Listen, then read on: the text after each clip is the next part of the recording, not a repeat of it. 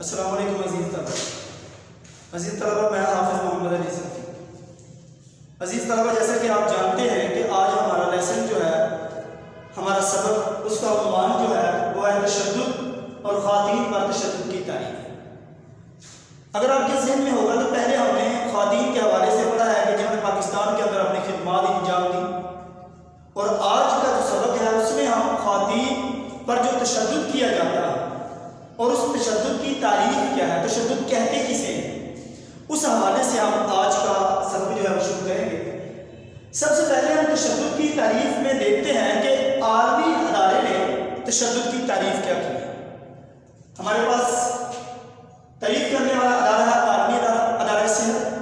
وہ کہتے ہیں کہ تشدد جسمانی قوت یا جبر کا ارادہ استعمال ہے۔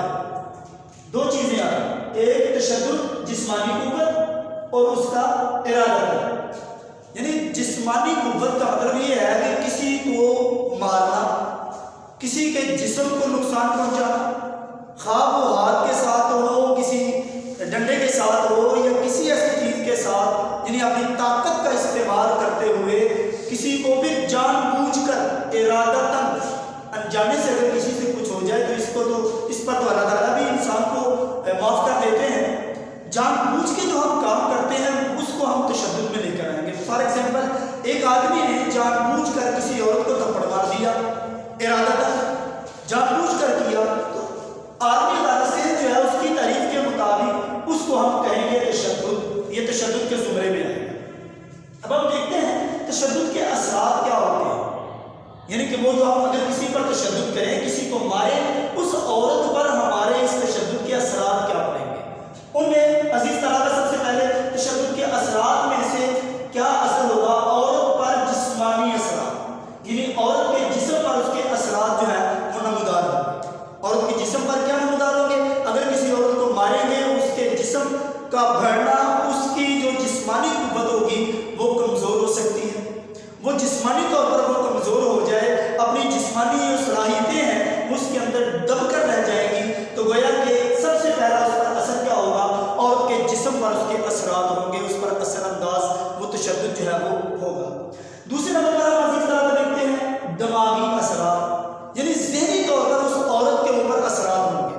یعنی اگر آپ کسی عورت کو ماریں، کسی عورت پر تشدد کریں جان بوجھ کر، تو وہ ذہنی طور پر وہ عورت بیچاری مفلوج ہو سکتی ہے، ذہنی طور پر وہ کند ذہن ہو جائے گی، ذہنی طور پر وہ ڈیگریڈ ہو جائے گی۔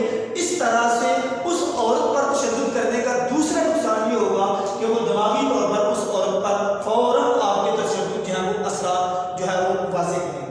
تیسرے نمبر پر عزیز طلبہ عورت کو نقصان کیا ہوگا؟ بچے کی پیدائش کے حوالے سے، یعنی اگر عورت حاملہ ہے، اگر عورت ماں بننے والی ہے، اس پر اگر تشدد کریں گے تو ممکن ہے کہ اس کے بچے پر اس کے اثرات پیدا ہو جائیں، اس کے بچے کو کوئی نقصان پہنچ جائے، وہ عورت جو ہے وہ بچے کو پیدا کرنے کی صلاحیت کو کھو دے۔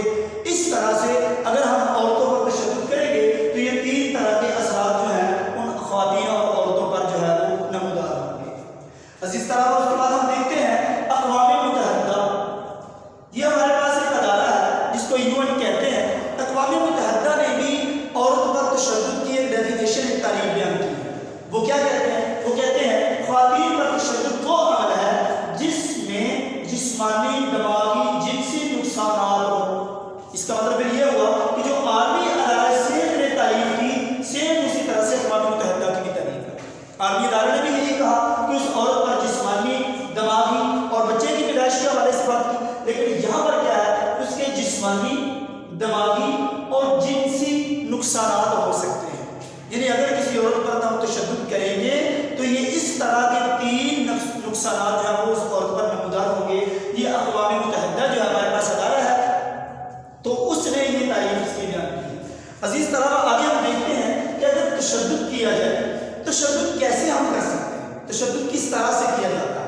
تشدد ایک تو ہوتا ہے ذاتی زندگی میں دھمکی امیز باتوں سے، فار ایگزامپل کسی کو ہم فون کے ذریعے سے ہم اس کو ڈراتے ہیں، دھمکاتے ہیں، یا ویسے ہی تو سامنے ہمارے کوئی خاتون آ جاتی ہے، ہم اس کو ڈراتے ہیں، ہم اس کو قتل کی دھمکی دیتے ہیں،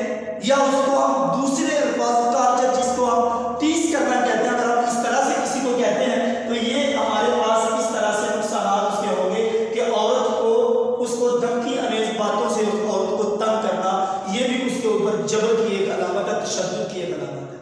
इसका मतलब तो ये हुआ कि ये जरूरी नहीं है कि जिस्मानी तौर पर जिस्मानी कुव्वत का ही इस्तेमाल हो। जिस्मानी कुव्वत का इस्तेमाल पहले क्या था कि जिस्मानी कुव्वत का मतलब मारना किसी को, वो भी तशद्दुद था।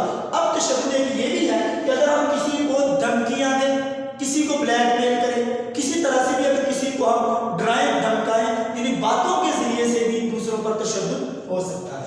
दूसरा इस तरह ये है कि जबरन आज़ादी से महरूम करना, यानी एक औरत को अल्लाह ताला ने आज़ादी दी है। आज़ादी किसके अंदर? इस्लाम के अंदर। आज़ादी का मतलब ये नहीं है कि वो अपनी मर्जी से जो मर्जी करती है, वो अपनी मर्जी से अपने लिबास को चूज करे, अपनी मर्जी से अपनी सारी लाइफ को बसर करे, ऐसा नहीं है। आज़ादी है आपके लिए, लेकिन जब मुसलमान हैं तो इस्लाम के अंदर रहते हुए हमें आज़ादी, जो इस्लाम हमें आज़ादी देता है, उस आज़ादी को हम फॉलो करेंगे, ना कि हम गैर मुसलमानों वाली आज़ादी को फॉलो करेंगे। जब हम मुसलमान हैं तो हमारा तमाम का तमाम इख्तियारात हमारे ऊपर जो अहकामात हैं वो इस्लाम के लागू होते हैं।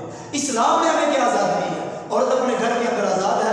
अगर किसी के साथ औरत का ताल्लुक बहन भाई वाला है, किसी के साथ मियाँ बीवी वाला है, किसी के साथ जो है बच्चों माँ बच्चों वाला है, यानी इस तरह के उसके ताल्लुकात है, वो अपने हर शुबे के अंदर अपनी ज़िंदगी में वो आज़ाद है। जितनी आज़ादी उसको इस्लाम देता है, इस्लाम जो कहता है उसके मुताबिक वो आज़ाद है।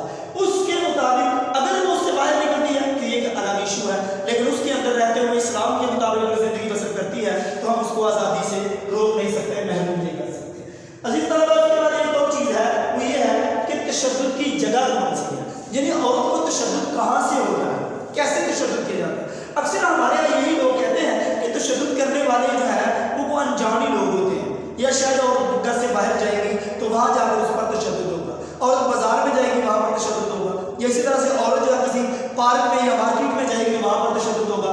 ऐसा नहीं है, ये भी मुमकिन है, ऐसा होता है, लेकिन सिर्फ और सिर्फ इस चीज़ को समझ लें कि औरत को बाहर जाने से रोक लेंगे तो उस पर तशद्दुद नहीं होगा, तो ये गलत बात है। ऐसा नहीं है, जहाँ पर बाहर तशद्दुद होता है, इसी तरह से खानदान में से भी हमारे अक्सर ऐसे केसेस आपने सुने होंगे या ऐसे अक्सर अखबार में टीवी में आते हैं, जहेज ना लाने के ऊपर सास और बहू को लड़ाई, औरत के ऊपर तशद्दुद कर दिया गया, घर के अंदर उसके शोहर ने तशद्दुद किया, ससुर ने तशद्दुद कर दिया, उसके किसी देवर और जेठ वगैरह किसी ने तशद्दुद कर दिया, यानी खानदान के अंदर भी औरत पर तशद्दुद किया जाता है। और दूसरी जगह दूसरी चीज अजनबी, वो बात जो पहले कर रहे थे कि अजनबी जो है वो भी तशद्दुद करता है, यानी मैं अगर एक आदमी किसी औरत पर तशद्दुद करता है, जरूर उसके साथ उसकी कोई ना कोई जान पहचान होती है, उसका रिश्तेदार होगा, दो कारण होंगे, कोई ना कोई ताल्लुक होगा, ये भी मुमकिन है। और ये भी मुमकिन है कि वो तशद्दुद करने वाला उसकी जान पहचान वाला ना हो, अजनबी जगह से भी तशद्दुद हो जाता है। लेकिन इतनी बात याद रखें, ये नजरिए के मुताबिक ये कहा जाता है कि 35% ख़वातीन पर तशद्दुद जो है उनके घर की जानिब से होता है। 35%, यानी 100 में से 35% ख़वातीन जो है उन पर तशद्दुद उनके घर की जानिब से है, अपनी फैमिली अपने ख़ानदान की जानिब से होता है। बहरहाल जिस तरह से भी हो, अजीज़ तलबा, ये बात ज़हन में रखनी चाहिए, औरत पर तशद्दुद करना इस्लाम हमें इसकी इजाज़त नहीं देता। इस्लाम ने तो औरत को इज्जत दी, औरत को मुकाम दिया, औरत को हैसियत दी, औरत को जितना ज़बरदस्त मुकाम इस्लाम ने दिया है, दुनिया के अंदर जिस मर्जी मजहब को निकाल कर देख लें, किसी मजहब में ना पहले औरत की इज्जत थी, ना आज भी उस मजहब के अंदर औरत की इज्जत है। अगर औरत की इज्जत बाकी है, अगर मौजूद है, तो वो सिर्फ और सिर्फ इस्लाम के अंदर है। इसलिए अजीज़ तलबा, औरतों पर तशद्दुद इस्लाम इसकी इजाज़त नहीं देता, औरतों का जो हैसियत हो उस हैसियत का एहतराम करना चाहिए।